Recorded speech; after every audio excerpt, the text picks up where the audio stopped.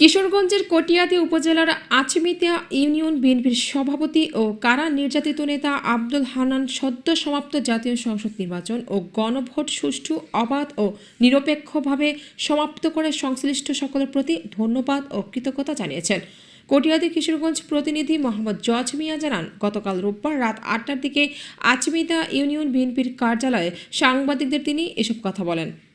সরকার গঠন করবে যিনি এই 17 বছর আগুনে জ্বলে পুড়ে উনি নেতৃত্ব দিয়ে এই বাংলার মাটিতে এসেছে।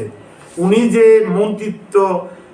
মন্ত্রিত্ব যে আমাদের ক্যাবিনেটে আছে সেটা মূলত উনি তৈরি করবেন। এই বাংলার প্রতিটা মানুষ সেটাকে হাসি মুখে নেবে।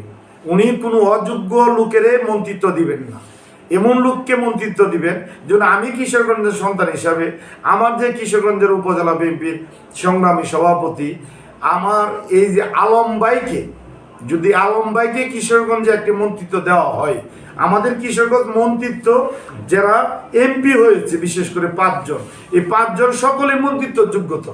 আর আগে আপনারা জানেন যে একজন মন্ত্রিত্ব আমাদের শিক্ষামন্ত্রী ছিল, এরপরে যারা এমপি হয়েছে সকলেই মন্ত্রীর যোগ্যতা।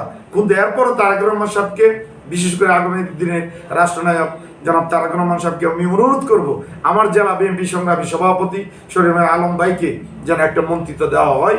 উনি যে যন্ত্রণা, যে কষ্ট এই দলের জন্য ত্যাগ করেছে, তার জন্য একটা মন্ত্রিত্ব, তার জন্য আমি বিএনপির একটা কর্মী হিসাবে এটা আশাবাদী যে আমার কিশোরগঞ্জ অবশ্যই আলম ভাইকে আগামী দিনে একটি মন্ত্রিত্ব দিবে।